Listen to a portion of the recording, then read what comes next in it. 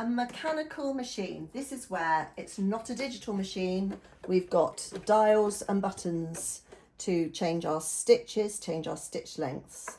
We've got a hand wheel here at the side, which generally we will pop out like that to wind the bobbin, and that disengages the needle going up and down. So there's that. We've got bobbin winder. We've got our spool holders. Now, many a time I've seen people try to do it like that, and the thread keeps falling off. They need to be pulled up. For one thread, you would just use that one that's nearest. Okay. We've got bobbin winding tension here. And on this machine, which is a Janome machine, it's also telling us the numbers to thread it. It's a standard threading, but I will show you how to thread it. On this one, we've got a needle threader. I don't know if it works, but we'll give it a go. And the biggest difference with a machine like this is that it doesn't have a drop-in bobbin. And when you have a drop-in bobbin, it generally means that you don't get any jamming. And one of the biggest problems with this one is that the machine can jam, and later on in the video we'll hopefully jam it and see what we can do. But to get out the bobbin, we need to pull the sleeve arm off. This springs open like so, and then our vertical bobbin case is there. There's a little lever which is there to help us pull it out. Now, I will be showing you also later in the video, because what tends to happen is that people get a right old mess down here because it's got all snarled up, and then they take this all out and then they can't put it back together again. So I'm also going to show you how to do that later. So let's start with winding a bobbin. So we'll have the thread, and again, good quality thread makes all the difference. The thread coming behind like so.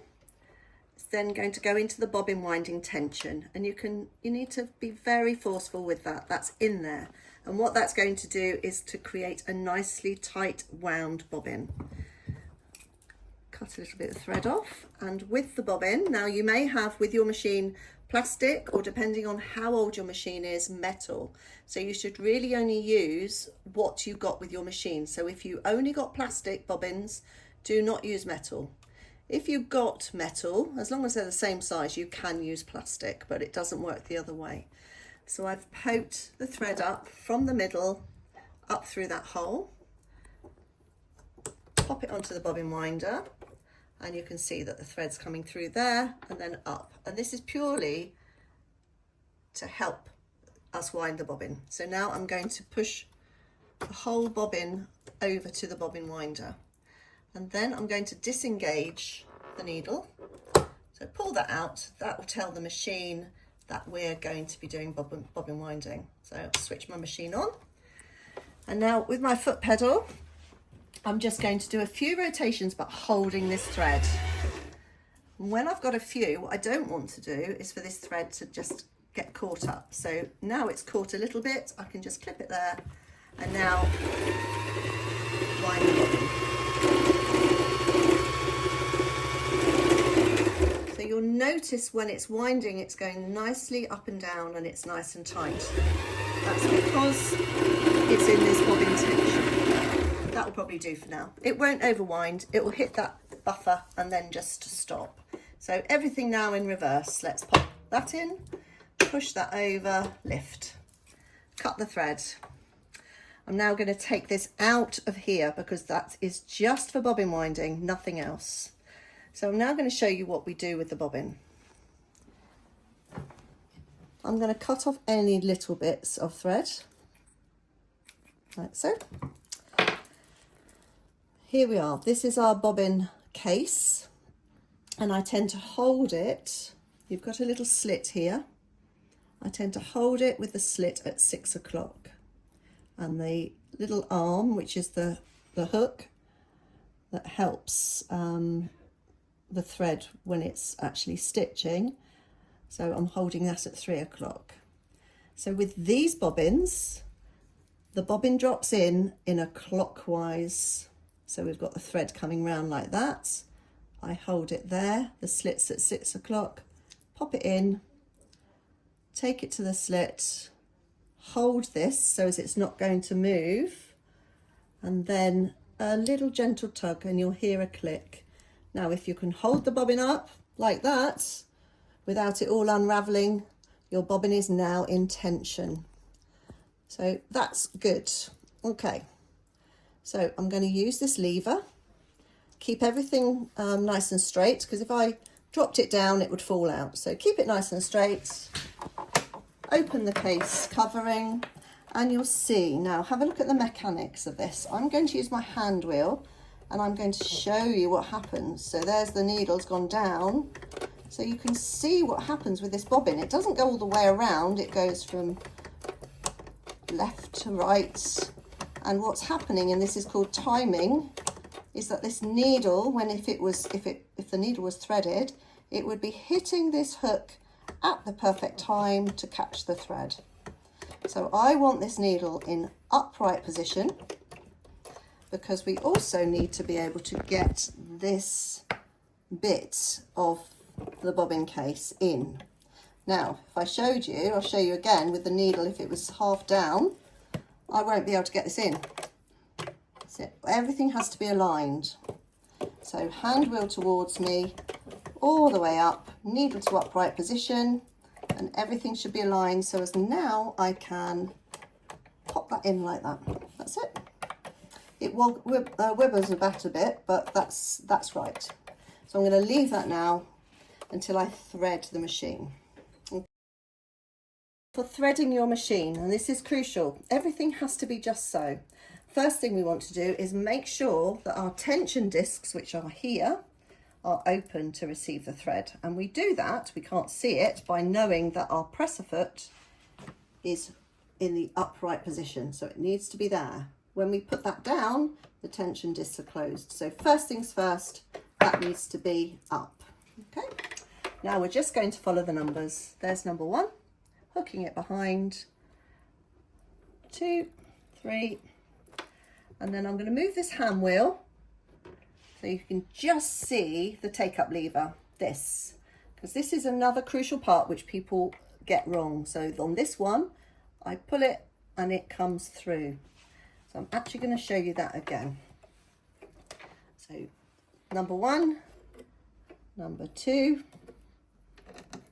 and then to the right and left, and it clicks through. It even shows you a little arrow there for number 3, but that has got to go into that take-up lever.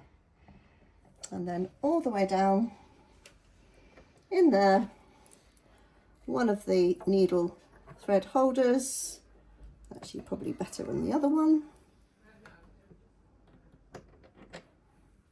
And then we're going to thread the needle. I'm going to see if this needle threader works actually. I'm not going to show you any more necessarily, because if you've got a needle threader, you just need to learn how to use it. This one does. It does work, although it's just got a bit caught. And then it creates a little loop, and there we are. Anyway, so I've got my needle threaded. Now I need to bring this bobbin thread up, because at the moment it's still sat down here. And the way to bring it up is by having a threaded needle. And we're going to film this, see what happens. So I'm holding the needle thread loosely over to the left, and I'm going to use my hand wheel up here, and I'm going to turn it towards me, always towards me. I don't know if you can see that. And then the needle's going to come down. It's going to catch on the hook, the thread, bring it all the way, and then you'll see that little thread. I can give that a pull.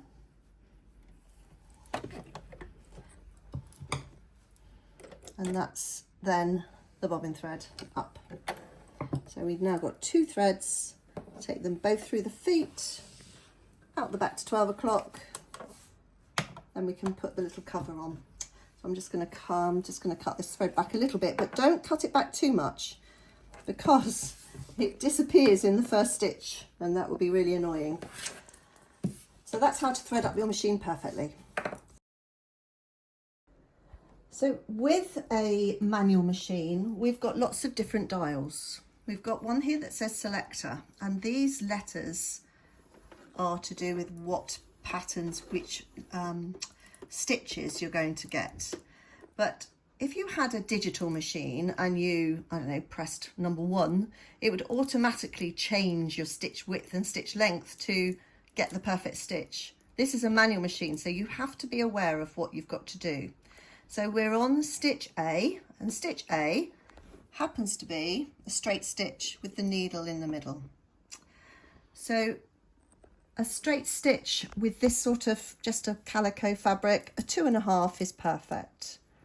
And the width on a straight stitch is just determining where my needle is. So if you have a look, it's on number 5. If I turn the dial to the other side, it takes the needle over to the left.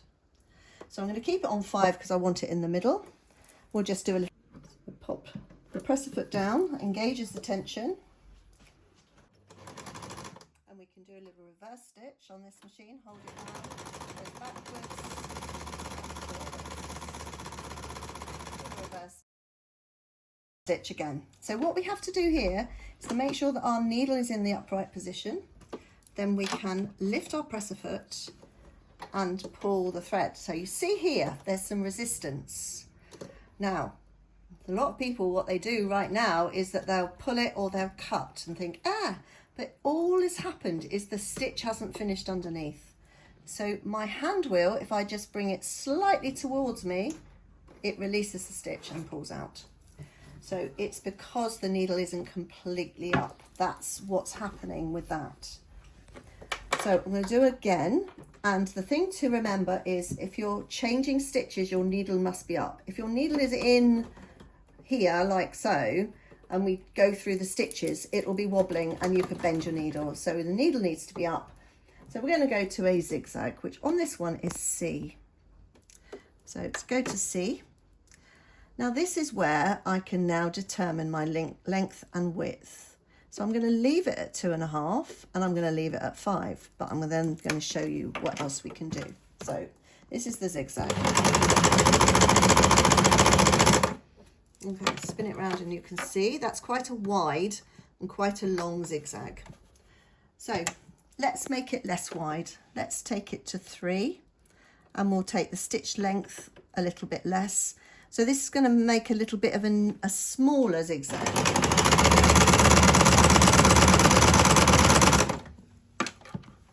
There we are. So what we can also do, we could do here is bring the stitch length even closer together, like as if it was a buttonhole stitches.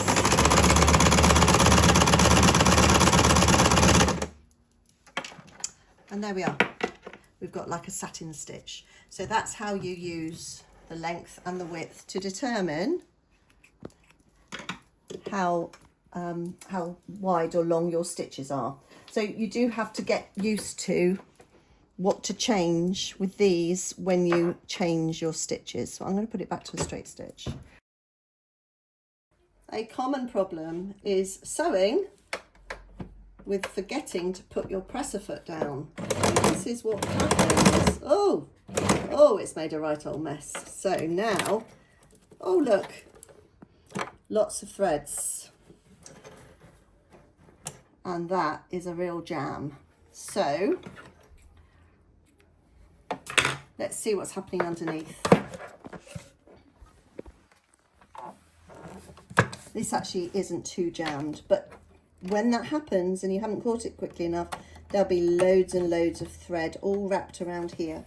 So I'm going to take this out, pull that bobbin out, and then sometimes it's all wrapped around in here as well. So I don't want to do it in case I can't make it all nice again. So what people tend to do is unclip these. It's very easy to unclip and then clean, but look what happens. Everything drops out and then you've got to try and get it all back in together again. So this is where you would get rid of any threads that are in the way, make sure everything's in the right way, and then pop it back together again. So we've got our hook. This is our hook. And then we've got, this is our outer. And it's these little knobs here that these click onto, these two. So the first thing we need to do, this has to go in a certain way. Bit of a fiddle. And then your fingers get in the way and you can't see where you're going. Go on, there, that's it. Then we have to make sure this is up the right way. It's got that little cutout. So that has to be at 12 o'clock. So again, try and get it before it all falls out. Nice and gently, get it in. That's it, hold it in place. And then these little bits pop over on these raised bits. That's it. We can now double check. If we bring the needle slowly towards us, make sure that it's not hitting anything. That's it. I'll get rid of that thread. But yeah, that's it. Oops. Lovely. So you now put the bobbin back in. Make sure the needle's in the upright position. In it goes. That's it. And then I'm going to hold this thread. Bring the needle down. It catches and up it comes. There we are, 2 threads.